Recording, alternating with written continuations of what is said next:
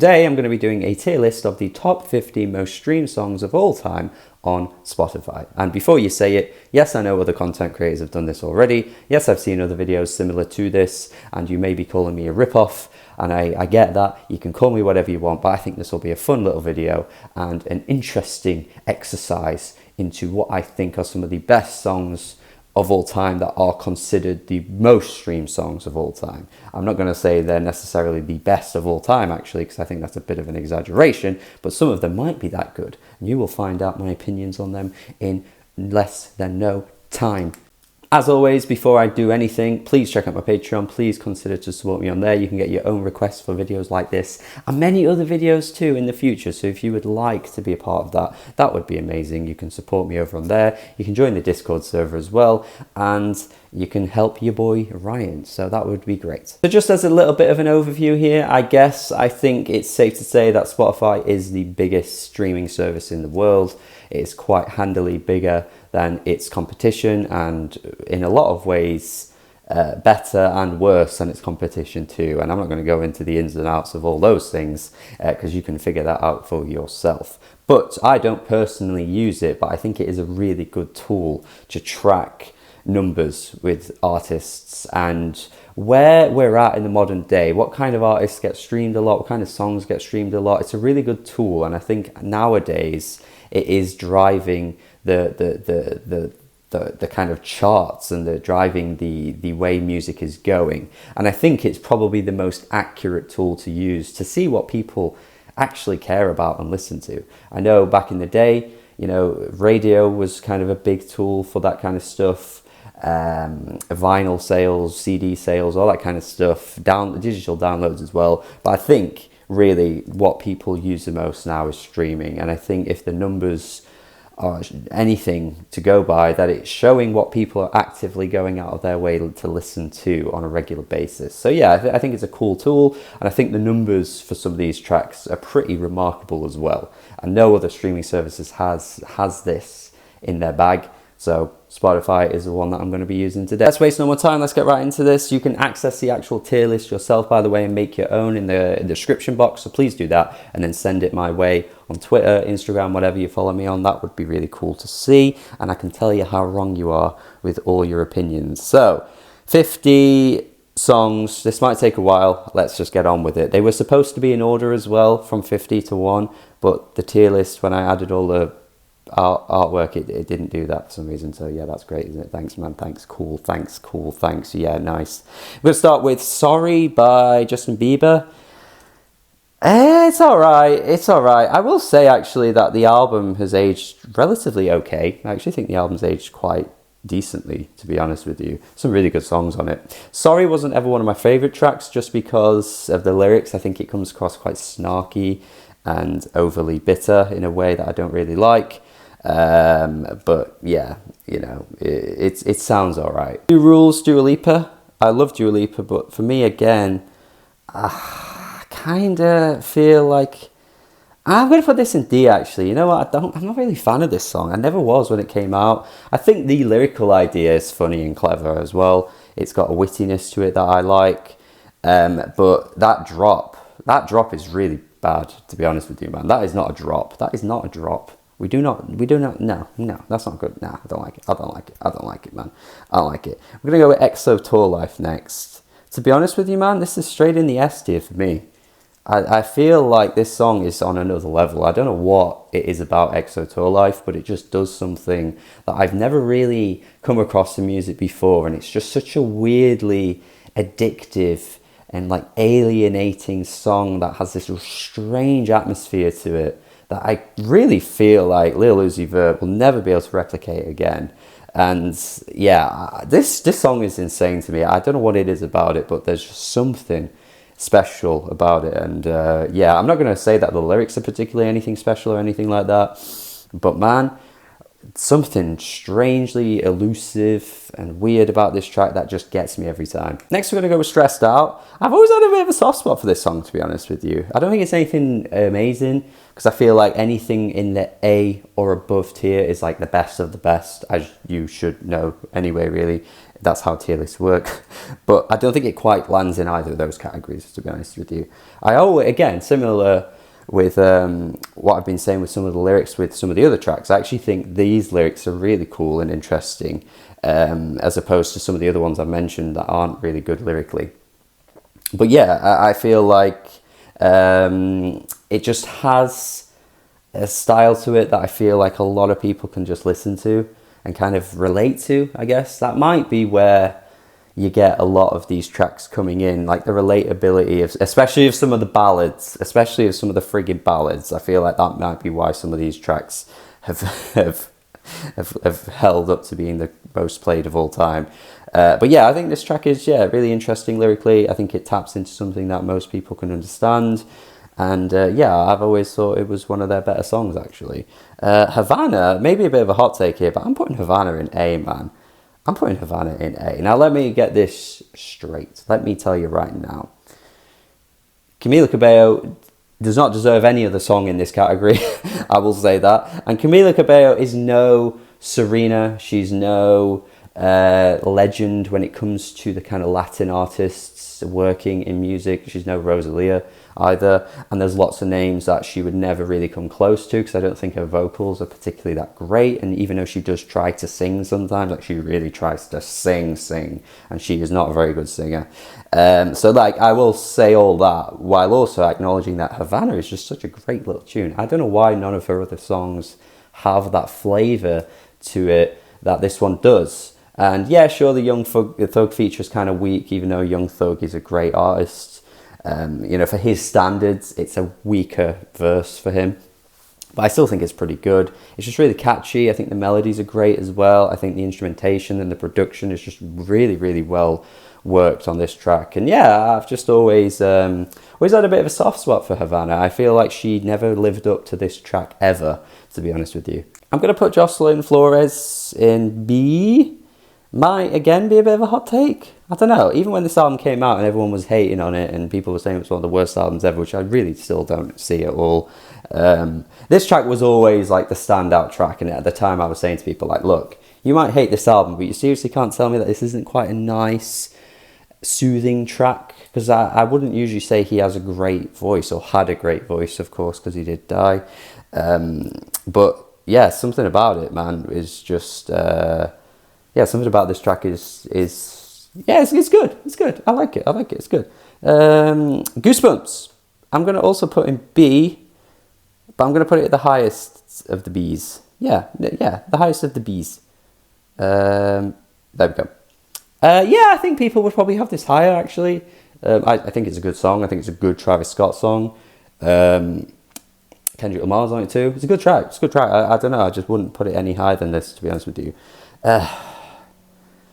I'm going to probably sound like a boomer, but I'm putting this in F, man. Ariana Grande, Seven Rings, really bad song to me. The way people went on about how good this was and shit, I just didn't get it ever. Never got it, man.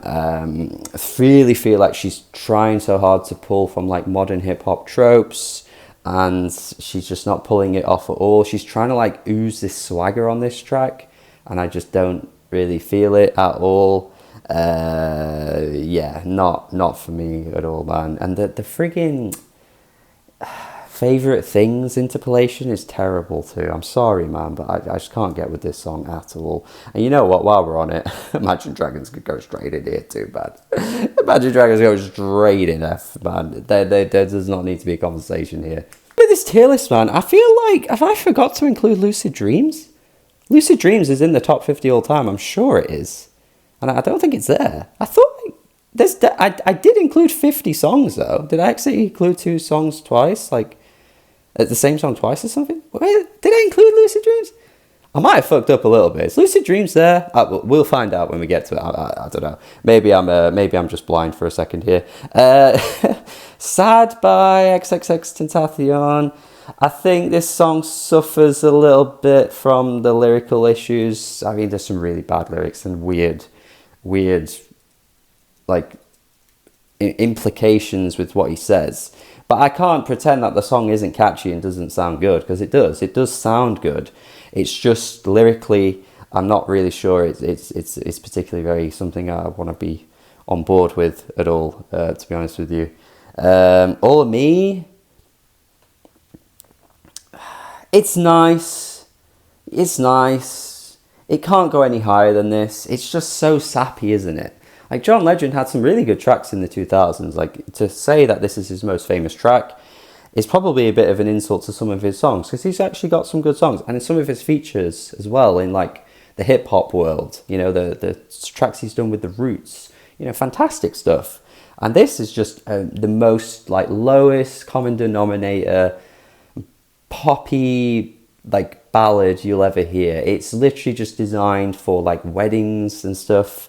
And fair enough if this is a song that you really connect to, but I just don't see it really. I think it's just fine. It's just fine. He's got a good voice though, and I think that's what carries this song a little bit higher up than any of the lower tiers. Okay, next we're going to go with Circles. I'm putting this in A as well. I'm putting it in A. I don't think it's as good as Havana. Maybe another hot take actually, because I see a lot of hate for this song too. I remember Fantano going crazy about this track when it first dropped. Like, his video, he went so hard in this song. And I don't get it, man. I think this is a good track. I think it's one of Posty's best songs. I think when he gets it right, he really gets it right. And there'll be a few tracks that I'll talk about as well later on that I think are, you know, similar levels of good. But yeah, I like this. He's quite obviously ripping off Tame Impala. There's no denying that. I feel like there is no denying he was definitely ripping off Tame Impala with this song. But even still, a rip-off sometimes can actually be quite good. But yeah, let's go with the next track, The Hills. Maybe, again, going to be controversial here, but yeah, I don't like this song that much, to be honest. I think it's... I don't know. I think when you look at what he was doing in the early 2010s with his really cool approach to R&B music, his super influential approach. Let's not forget that, by the way. Like, if you're of the opinion that you don't think The Weeknd's very good, or you think he's overrated and stuff, fair enough, but you cannot deny his influence. Like, that early 2010 stuff was remarkably influential on how music started to sound later on. And this one just kind of feels like the big budget version of those songs, and it's just nowhere near as good. It's nowhere near as good. It's like the blockbuster version of what you heard on the Trilogy stuff, and I just don't sound as good to me. I just don't think it's very enjoyable, or like the way the chorus kind of comes crashing in just kind of sounds a bit ugly to me. I've never really been a big fan. Love Yourself is also going in the D tier. Don't really like this this side of Justin. One of the worst tracks on the album for sure. And I was just saying a minute ago that Purpose has actually aged quite well, but this track is not very good to me. It just sounds like an Ed Sheeran song, and it is written by Ed Sheeran, but I don't know why Justin Bieber really felt the need to do this. I mean, it did well for him, but yeah, I just don't think it shows the side of Justin that is very true to who he is as an artist, really. It's a bit of a weird track for me. There's something about Take Me to Church that doesn't quite work for me. I feel like it's kind of okay. It's somewhere like, if I could do like a middle tier between C and D, Hozier's Take Me to Church would exist in that category. I think the fact that I'm probably questioning it probably makes it in the D, doesn't it, really?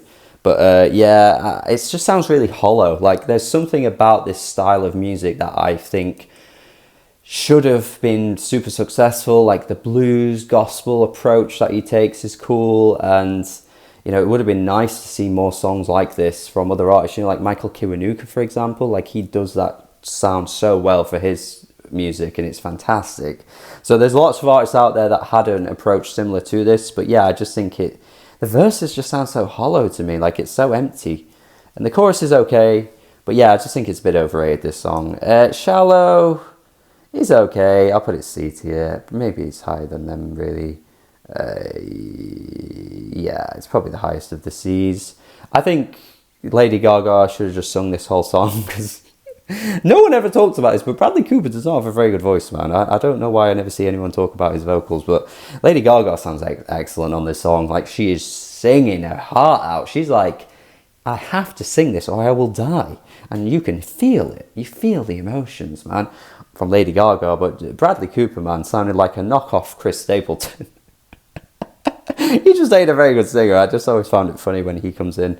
This shit's embarrassing, man. Why is freaking just something like this, something just like this, one of the most streamed songs of all time? You know when people are like, you just hate it because it's popular. This is the shit that's popular.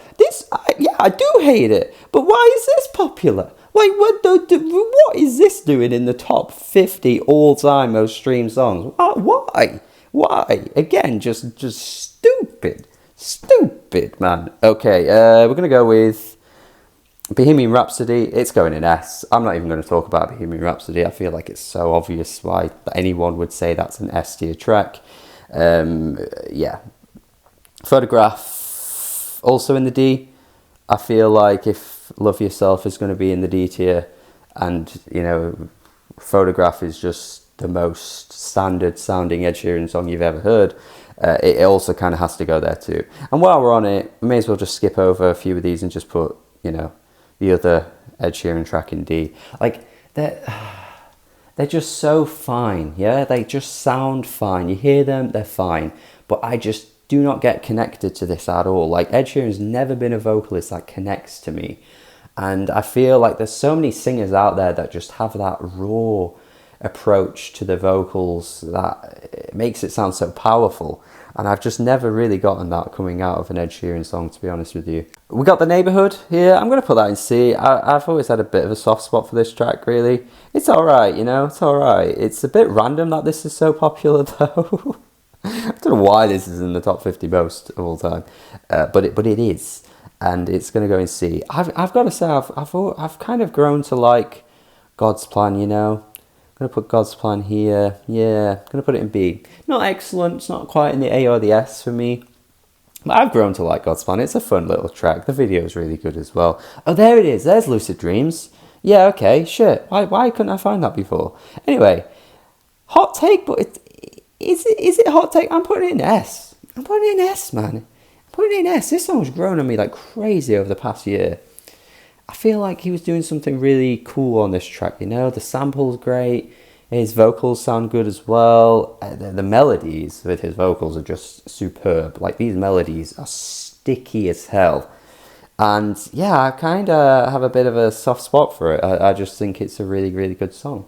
I don't think it would be in many people's S's, but yeah, I think it deserves to be here. Riptide is so bizarre, man. Riptide is so bizarre. What is this song? What are these lyrics? What is he saying? This was a weird era where, again, we just kind of kept seeing like similar sounding songs. I've talked about this in a previous video, I think.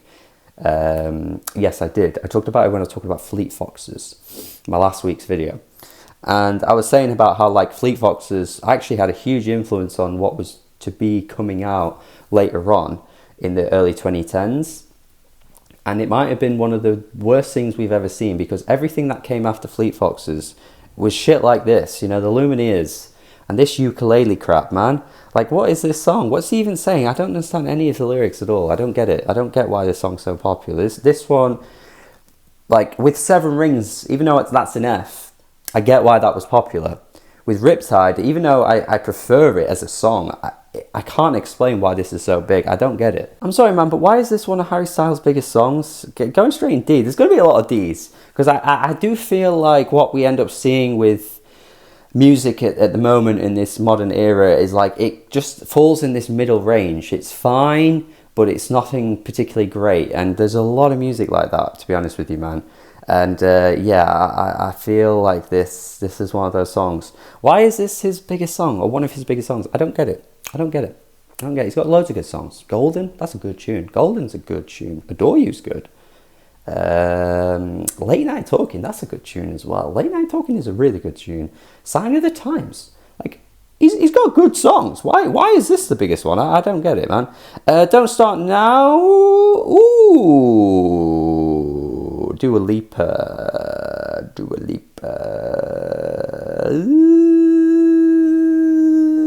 B. The highest of the B's, though.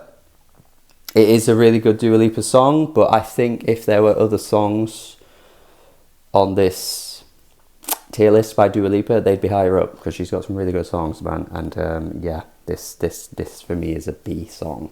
That being said, though, I did think Levitating was in the top 50 of all time, but maybe it's not quite in the top 50. I'm pretty sure it's in the top 100, though. I'm sure I saw it when I was looking through the list. I'm sure it is, but it must not have made it into the top 50. Fair enough, fair enough, fair enough. I'm going to put Bad Guy in B as well. I think Bad Guy is a good, catchy little track. Weird lyrics, though. Weird lyrics, man. When I was working in school, and there was like I was a student at the time, so I wasn't teaching at that point, and there was like a little party going on, and the teacher just put on like some songs, and this song came on, and the kids were singing the lyrics. I was kind of like, wow, this is a bit weird, this song, isn't it?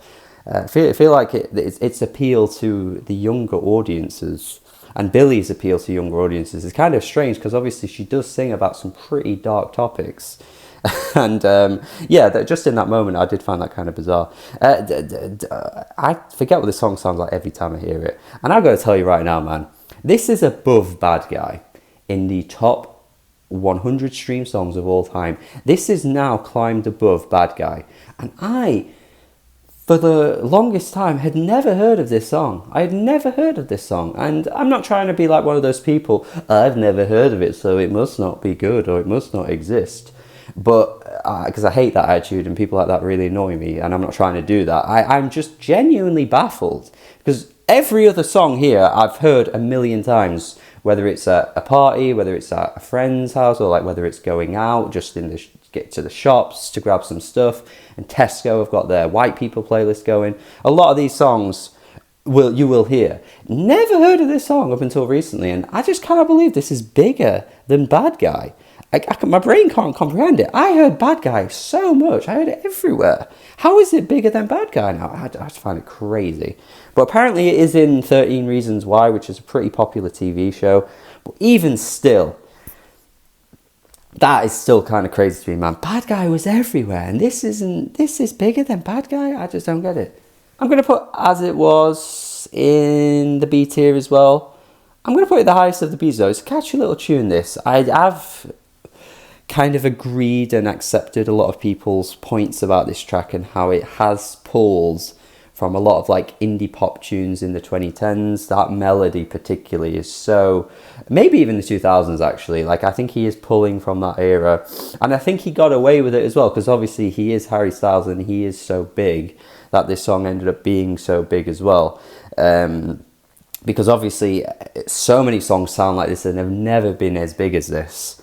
But of course, without that exposure and being someone who is as famous as Harry, you're never going to get as big as a song like this. It is a good tune though. But yeah, I do think it's interesting whenever I see this song get brought up, because a lot of people do make some good points about it. But I just do think overall it is a good song. So yeah, Say You Won't Let Go. This guy, man, what a one-hit wonder he was. How the hell is this one of the most streamed songs ever? This is what I'm saying as well, like the mid-range, man.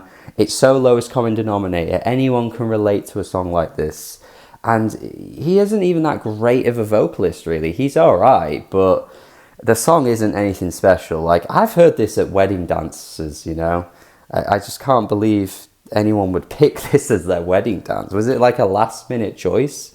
Where you're just running out of ideas and just went, go with that. It's popular right now, just go with it. I don't get it. I'm pretty sure this song existed for like a PR marketing move, man. It's not, maybe not as low as some of these though, but yeah, it's just Camila Cabello, Shawn Mendes. Come on, man. Come on.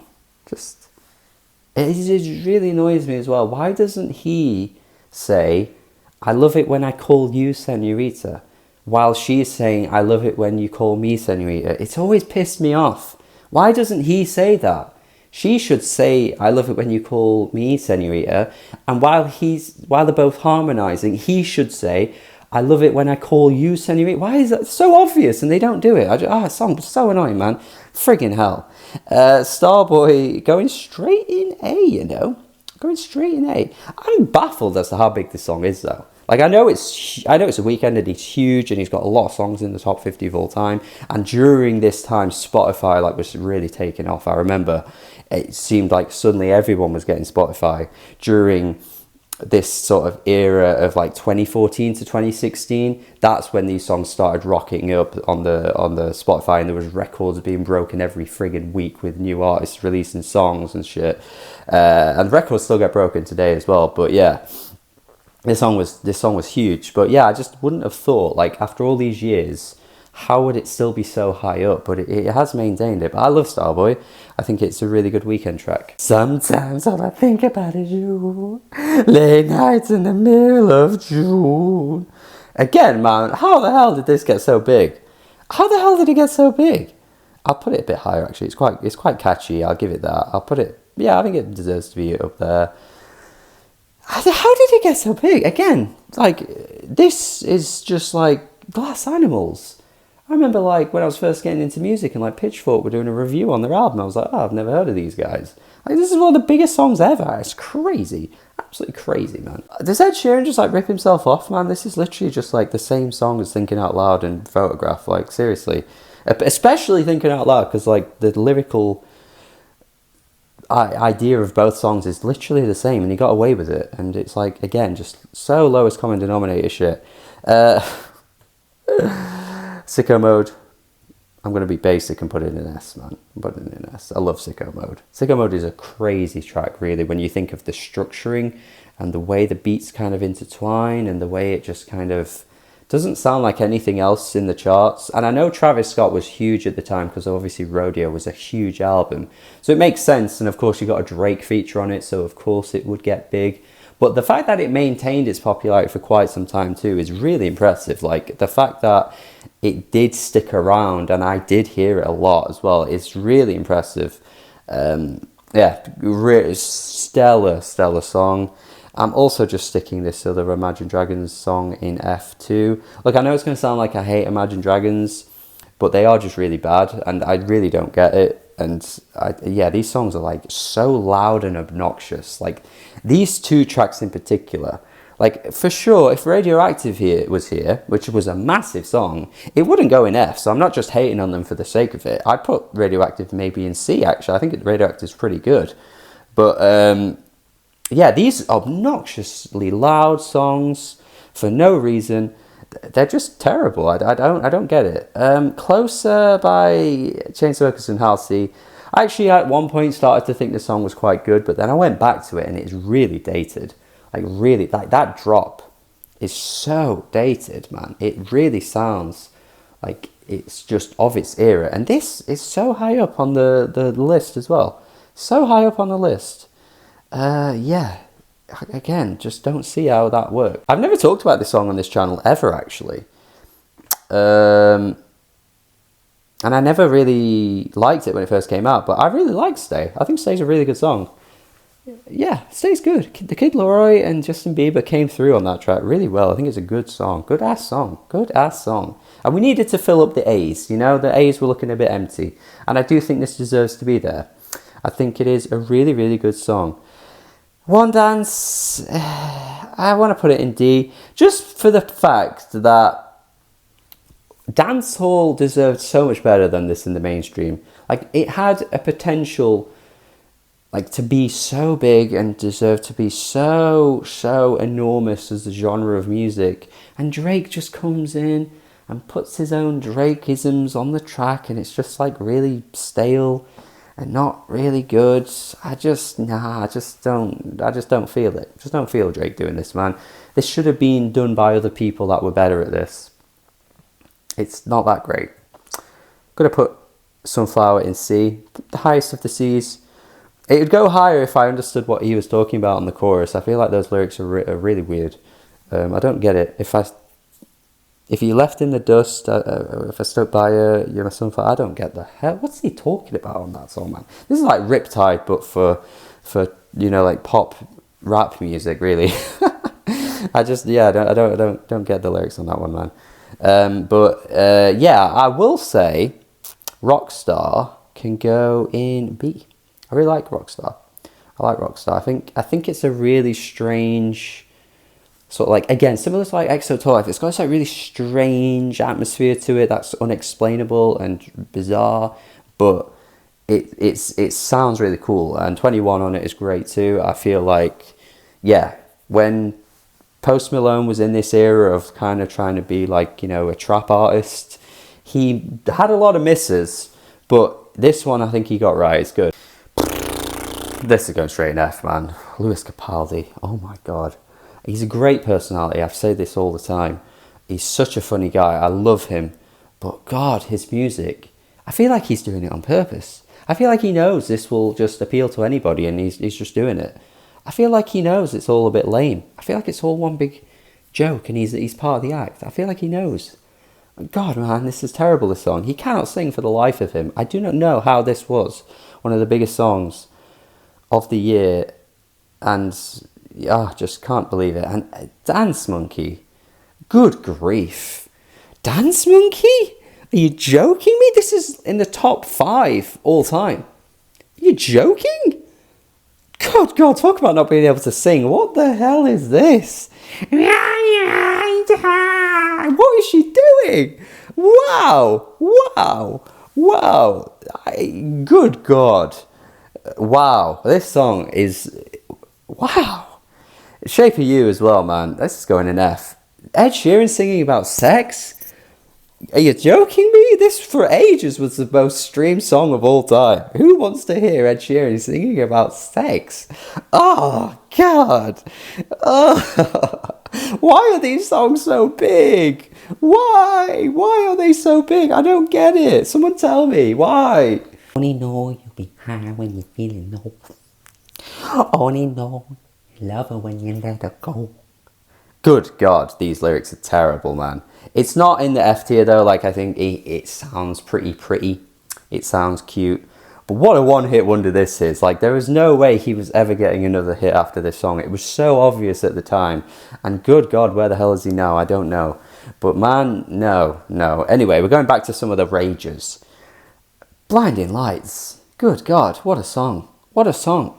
Like, sensational. Of course, it's very 80s sounding, and I know a lot of music in the past 5 or 6 years has really wanted to sound like the 80s. Like, a lot of artists have really wanted to bring that back. And it did start to get a bit annoying and a bit boring. But good God, The Weeknd, man, is so good at it. And Dawn FM has just got bags and bags and bags of tunes that are honestly better than this song. And I'm quite surprised that album didn't have the splash that any other Weeknd song seemed to have. Like, there wasn't really a major hit from that album, but it was just him doing the synth pop stuff that he's been working towards and getting right. And yeah, Sacrifice is excellent. Out of Time is great as well. Like, so many good songs on that album.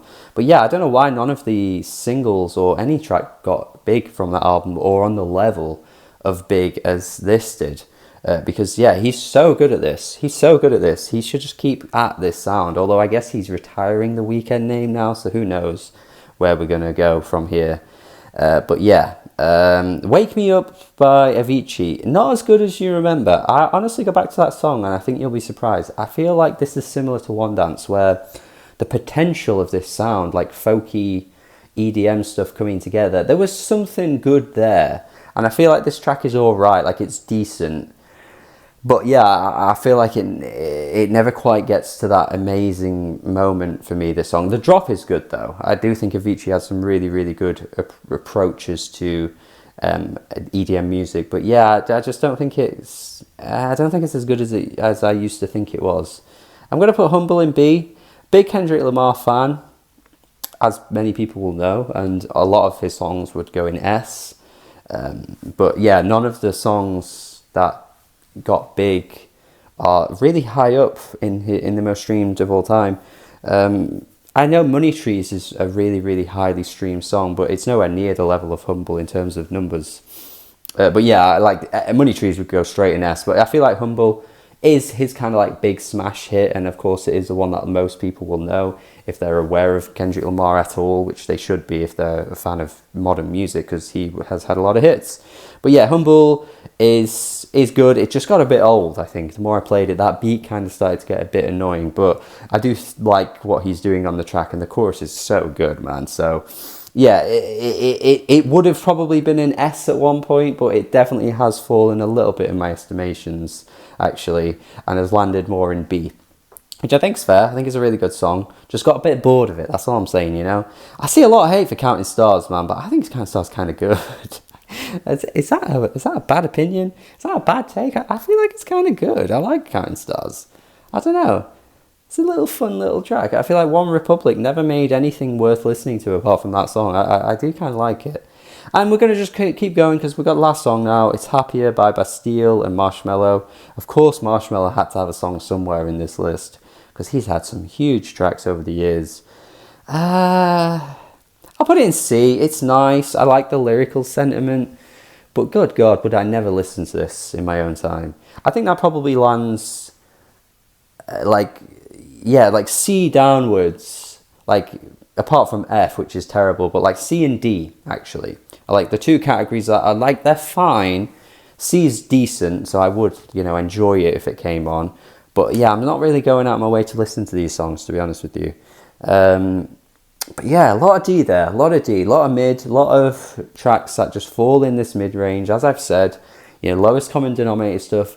They're easy to play in front of all kinds of different crowds. You could play so many of these songs in all kinds of settings, and it's fine. You'll hear it on the radio.